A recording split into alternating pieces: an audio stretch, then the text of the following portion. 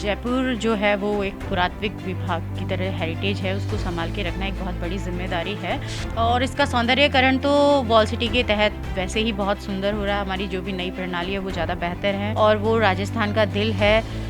उसका सौंदर्यीकरण विश्व को दर्शाता है। ऐसा ही और बेहतर कार्य करेंगे हम सब। जो टीम है हमारी पार्षदों की वो बहुत बेहतरीन कार्य करेगी कि हाँ, मैं खुद क्षेत्र में जा रही हूँ और देख रही हूँ कहाँ कहाँ क्या समस्याएं हैं। लगातार मैं अधिकारियों को खींच रही हूँ कि बेहतर साफ आपको करना ही पड़ेगा।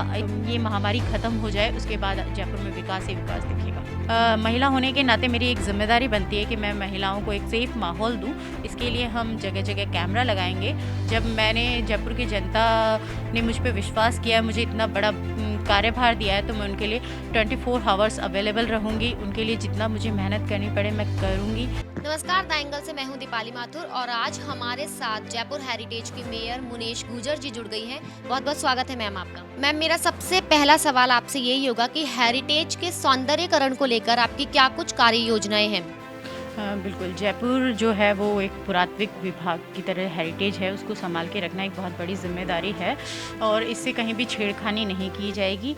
और इसका सौंदर्यीकरण तो वॉल सिटी के तहत वैसे ही बहुत सुंदर हो रहा है। हमारी जो भी नई प्रणाली है वो ज़्यादा बेहतर है। देखी जाएंगी कि जयपुर को हम बहुत सुंदर साफ़ सुथरा जयपुर प्रस्तुत करेंगे। जयपुर वैसे भी सब विश्व में गुलाबी नगरी से प्रसिद्ध है और वो राजस्थान का दिल है। उसका सौंदर्यीकरण विश्व को दर्शाता है। ऐसा ही और बेहतर कार्य करेंगे हम सब। जो टीम है हमारी पार्षदों की वो बहुत बेहतरीन कार्य करेगी। सब मिलके तालमेल से काम करेंगे। मैम, वैसे तो जयपुर दो भागों में बढ़ चुका है, हेरिटेज और ग्रेटर में, लेकिन चुनौतियां कम नहीं हुई है। तो आपके सामने क्या कुछ चुनौतियां हैं अभी? बिल्कुल, जयपुर दो भागों में बढ़ चुका है क्योंकि जनसंख्या के आधार पे, क्षेत्रफल के आधार पे जयपुर बहुत बड़ा हो गया था। ये हमारे आला कमान का बहुत सही फैसला है, ताकि क्या है, एरिया छोटा होगा, दो जनों पे जिम्मेदारी होगी तो जयपुर में बेहतर विकास दिखेगा।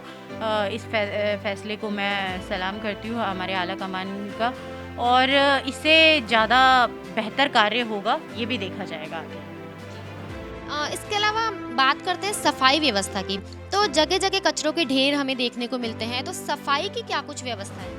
बिल्कुल, निगम 1 साल से लावारिस पड़ा था। उस पे किसी भी ना मेयर थे ना पार्षद थे, तो ये बुरे हालात थे निगम के। हाँ, मैं खुद क्षेत्र में जा रही हूँ और देख रही हूँ कहाँ कहाँ क्या समस्याएं हैं। लगातार मैं अधिकारियों को खींच रही हूँ कि बेहतर साफ आपको करना ही पड़ेगा। इस तरीके से नहीं चलेगा। जयपुर की जनता को हमने नंबर 1 का वादा किया है तो हम करेंगे ही। और साथ साथ निगम ने कोरोना काल में भी बहुत अच्छा काम किया है। सैनिटाइज कराना, मास्क वितरण करना। माननीय मुख्यमंत्री जी के जो मॉडल है राजस्थान का, वो बाकी स्टेट फॉलो कर रही है। माननीय मोदी जी को भी उनकी तारीफ करनी पड़ी। तो हम हर क्षेत्र में बहुत बेहतर काम करेंगे। तो ये महामारी खत्म हो जाए उसके बाद जयपुर में विकास ही विकास दिखेगा। लेकिन आम जनता की अगर हम बात करें, तो उनसे अगर हम बात करते हैं जाके, तो उनका कहना ये है कि जो कचरे की गाड़ियां हैं वो रेगुलर वहाँ पे नहीं जाती है, तो उनके पास कोई ऑप्शन नहीं होता है कचरा बाहर फेंकने के अलावा। तो इसको लेकर क्या कुछ सख्त कार्रवाई की जा रही है? बिल्कुल, लगातार बीबी जी को कसा जा रहा है। उन पर हमेशा, मैं जहाँ भी जाती हूँ बीबी जी हमेशा मेरे साथ होती है और मैं हर पार्षद को बोलती हूँ कि बीबी जी का टाइमिंग सेट कीजिए। उनके हुपर्स में सायरन बजने चाहिए, उनकी गाड़ी पे बोर्ड्स होने चाहिए। और अगर वैसे थोड़ा बहुत सुधार हुआ है, ज़्यादा सुधार तो हुआ नहीं है, हम बेहतर और कराएंगे। इससे ज़्यादा विकास अगर फिर भी वो नहीं मानती है तो हम कार्रवाई करेंगे। मैम, अभी जयपुर महिलाओं के हाथ में है, ग्रेटर में भी और हेरिटेज में भी। तो मैं आपसे ये पूछना चाहूँगी कि महिलाओं की सुरक्षा को लेकर क्या कुछ है? बिल्कुल, महिला होने के नाते मेरी एक ज़िम्मेदारी बनती है कि मैं महिलाओं को एक सेफ माहौल दूं। इसके लिए हम जगह जगह कैमरा लगाएंगे और जो क्या है कि चोरी जैसी समस्याएं, और महिलाओं को तो सुरक्षा प्रदान करेगा ही। और भी मैं रोड मैप बना रही हूँ, जो भी मैं महिला होने के नाते महिलाओं के लिए बेहतर कर पाऊँगी, चाहे वो शिक्षा क्षेत्र, क्योंकि शिक्षा क्षेत्र ऐसा क्षेत्र होता है जिससे हर व्यक्ति का भला होता है। महिलाएं अपने आप में सक्षम बनती हैं, तो मेरा पूरा ध्यान महिलाओं पर रहेगा। मैम, ये तो आपके कार्य योजनाओं की बात हो गई है। हम बात करें, आप एक महिला हैं, आपके ऊपर आधे जयपुर की जिम्मेदारी है, आपके परिवार की भी जिम्मेदारी है, तो दोनों के बीच में तालमेल बिठाना कितना मुश्किल, या किस तरह से आप बिठा पाती हैं तालमेल? जब करने का हौसला हो तो ऐसे कोई काम नहीं है जिसको ना किया जाए।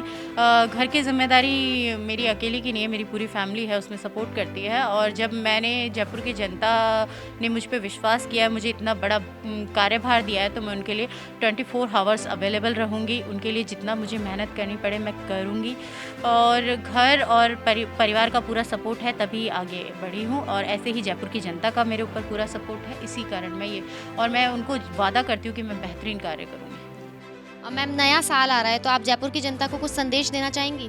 हाँ, बिल्कुल, नया साल आ रहा है, सबके लिए मंगलमय हो। और जैसा कोरोना काल अभी ख़त्म नहीं हुआ है, मैं बार-बार जयपुर की जनता को अपील करूँगी, मास्क ही वैक्सीन है, जब तक वैक्सीन नहीं आती तो मास्क लगाएँ।